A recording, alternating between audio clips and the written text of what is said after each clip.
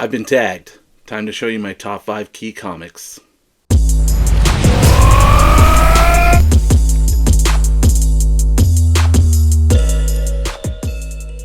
What's going on, comic friends? It's Ryan, the Colossus collector, and on today's video, I'm going to show you my top 5 comic keys in my collection.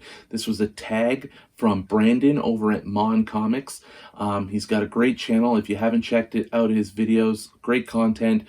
Give him a sub, drop a like and comment on his videos.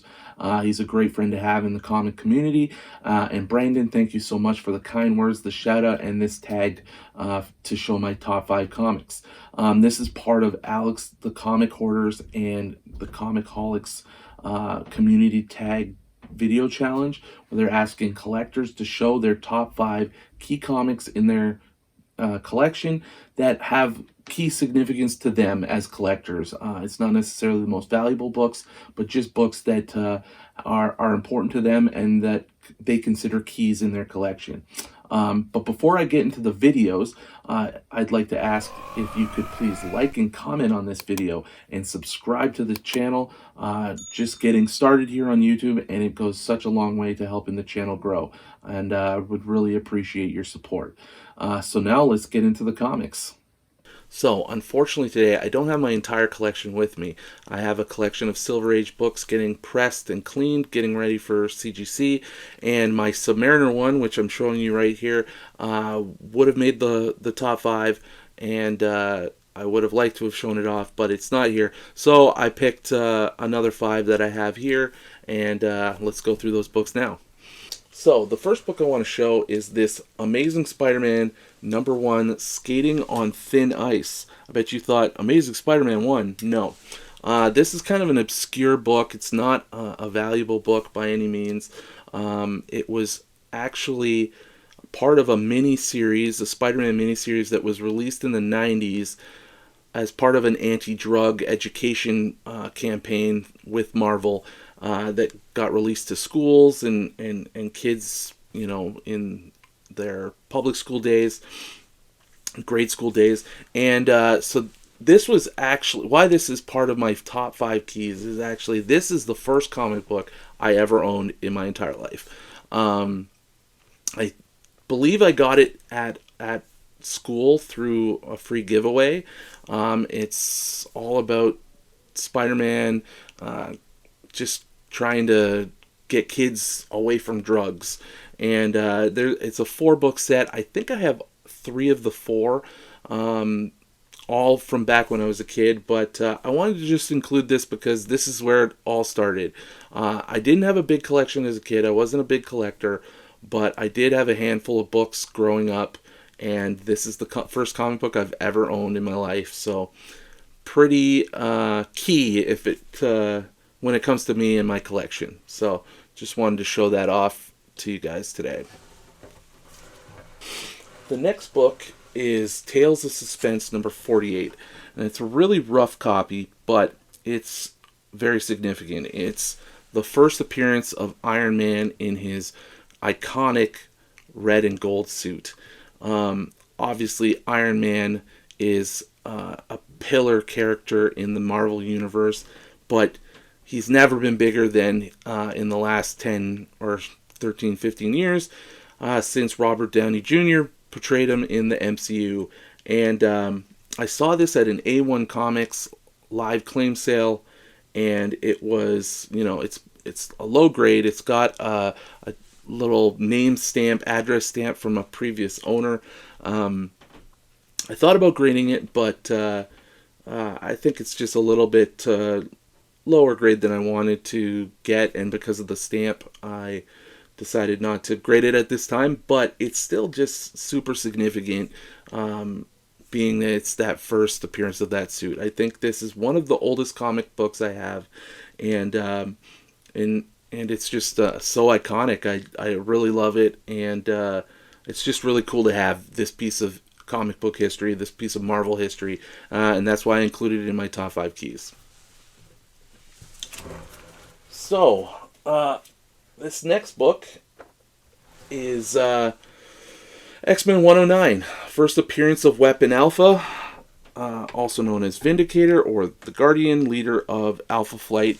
And it's I showed it off in my previous CGC submission video.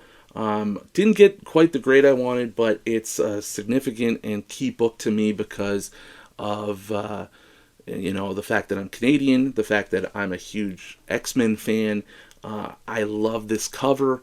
I just really like that Wolverine's Canadian, that he's got this rich history with Alpha Flight, and to have this first appearance of Weapon Alpha is just really cool. And like I said, I think the cover art's amazing. It's one of my favorite X-Men covers, and it's definitely just a real key book in my collection. I recently got a second copy of it. I think one day I'll probably try to upgrade the book to a higher grade, but I'm just so happy to have it slabbed on my wall, as it usually is. And yeah, it's just a real key book in my collection. Next book is also a pretty similar situation. It's X-Men 120, and it's the first cameo appearance of the entire Alpha Flight team in X-Men. And I just really love this book. I got it in a 9.6. I got this from A1 Comics last year, and it's just, again, a significant book to me as a Canadian, and I, it's a really big X-Men key as well, to have the first appearance of Alpha Flight, and this really beautiful cover is just fantastic. It's definitely one of my favorite X-Men books, along with the 109, and just love having it, love having the slab, and yeah, key book. Alright, so my last key book, and this was by no means in order of preference. I think I love all of these books pretty equally, but this is X-Men 50 at a 5.5, and this is the second appearance of Polaris, but it is the iconic Jim Steranko cover art. This all green cover art of Polaris, just going crazy with her magnetic powers, the X-Men all in awe and dismay of it, and it's just an incredible book. One I was chasing down last year. It was actually one of my six targeted books last year, and I didn't think I was going to get this one until I got it just before Christmas in December, and snuck it in at the last second in 2022 to complete my all my targeted books for the year. Love this cover. It's just, this along with that 109 is just one of my very favorite X-Men covers. The first appearance of Polaris, which I also have, it's part of that Silver Age collection that I'm getting pressed, is obviously a big book, but I think in terms of Polaris keys, this is the biggest one. The cover art's just so iconic, it's so desirable, people want it, and I really just truly love this book so much. It looks amazing on the wall in the slab, and it's amazing to have. So that's my top 5 key comics in my collection. I hope you like them. They're pretty special books to me. Again, big thank you to Brandon over at Mon Comics for the tag. Check out his channel. And before I finish the video, I just want to keep this tag challenge going with my 3 tags. And first I want to tag Brave New Weird, Charlie over at his channel there, Brave New Weird. He recently subscribed to my channel. We had a couple back and forths in the comment section, and would really love to see what he's got for his top 5 keys. As well, I'd like to tag Rage Theo and One True Nerd King over at Comics and Chaos, hit their new channel, Comics and Chaos, on YouTube.